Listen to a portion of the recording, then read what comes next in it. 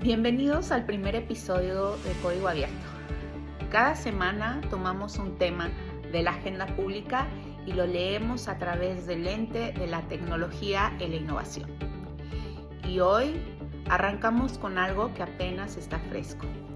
Y es que el 6 y 7 de julio en Ginebra, las Naciones Unidas reunió a sus 193 Estados miembros para el primer diálogo global sobre gobernanza de la inteligencia artificial.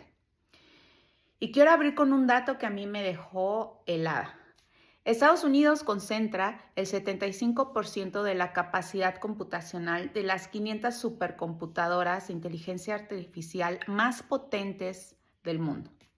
China tiene el 15% y eso deja apenas un 10% para todo el resto del planeta, incluida América Latina.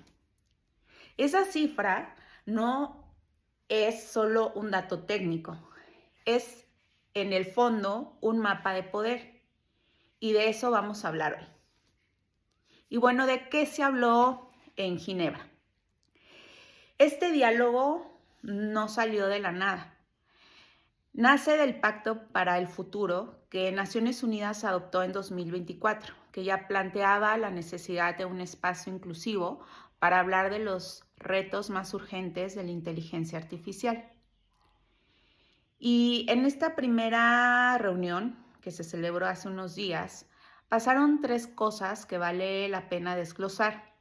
Primero, se presentó el informe preliminar del panel científico internacional independiente sobre inteligencia artificial.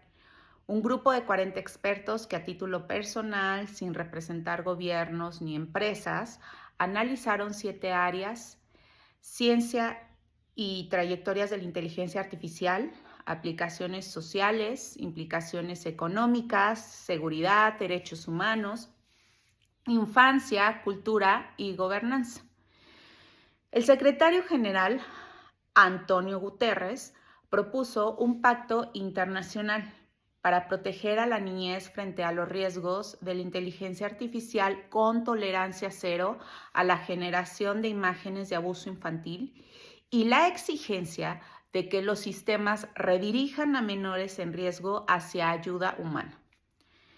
También se lanzó una iniciativa de transparencia ambiental pidiendo a las grandes tecnológicas reportar emisiones, consumo de agua y suelo de sus centros de datos con la meta de que operen con energías renovables antes de 2030.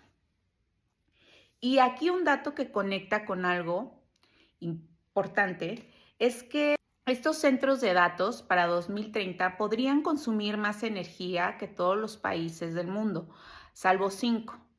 Eso no es un problema abstracto, es infraestructura, es política energética, es también un tema que le toca a México pensar. Y pues nos preguntaríamos, ¿y México en dónde queda? Aquí es donde quiero detenerme un poco, porque esto no es solo una noticia internacional. Es donde entra este análisis que quiero hacer con ustedes. Es aquí donde quiero detenerme, porque esto ya no es solo una noticia internacional.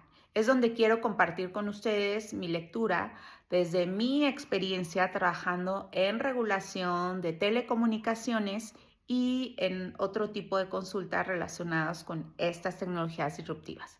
El primer punto es que el foro fue impulsado por España y Costa Rica, buscando específicamente que economías medianas tengan voz en la definición de las reglas.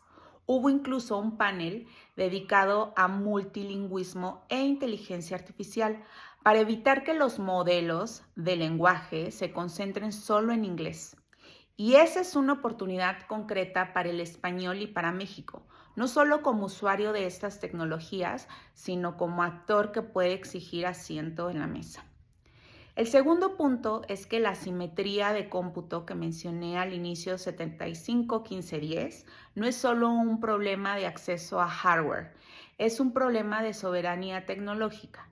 Es decir, si México no invierte en capacidades propias de inteligencia artificial, ni en talento, ni en infraestructura, me parece que vamos a seguir siendo un tomador de decisiones de reglas escritas por otros países y no vamos a ser un diseñador de ellas.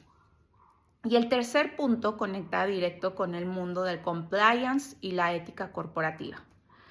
Las empresas mexicanas, sobre todo las que ya operan con proveedores o clientes internacionales, van a empezar a recibir, seguramente, requerimientos de transparencia y gobernanza de inteligencia artificial que seguramente no están en su radar.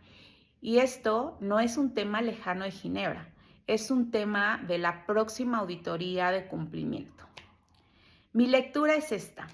El diálogo global no va a producir una ley con dientes de la noche a la mañana, pero sí está fijando el vocabulario y las prioridades que en 12 a 18 meses vamos a aterrizar en marcos regulatorios nacionales, incluido eventualmente el mexicano. Lo hemos escuchado también comentar a la presidenta que después del Mundial, bueno, se va a meter a revisar estas regulaciones sobre el uso de la inteligencia artificial y también sobre el uso de tecnologías entre los menores y adolescentes. La próxima sesión de este diálogo será en Nueva York en marzo de 2027. Entre hoy y entonces hay casi un año de espacio para que los países, México incluido, decidan si llegan a esa mesa con una postura propia o simplemente a escuchar lo que otros ya definieron. Y yo creo que en nuestro caso ya vamos a llegar con un avance importante, tal vez de una iniciativa de ley, quizás, referente a cómo se va a regular la inteligencia artificial en nuestro país.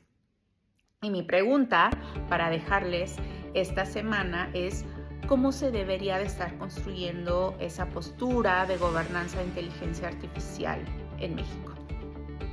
Y bueno, la próxima semana vamos a tener a nuestro primer invitado. Nos vamos de Ginebra a Monterrey y hablaremos sobre cómo la tecnología está transformando la educación superior y los empleos. Los invito también a seguirnos en nuestras redes sociales, en Instagram y en TikTok. Y les agradezco mucho por escuchar o ver Código Abierto. Nos vemos la próxima semana. Bye.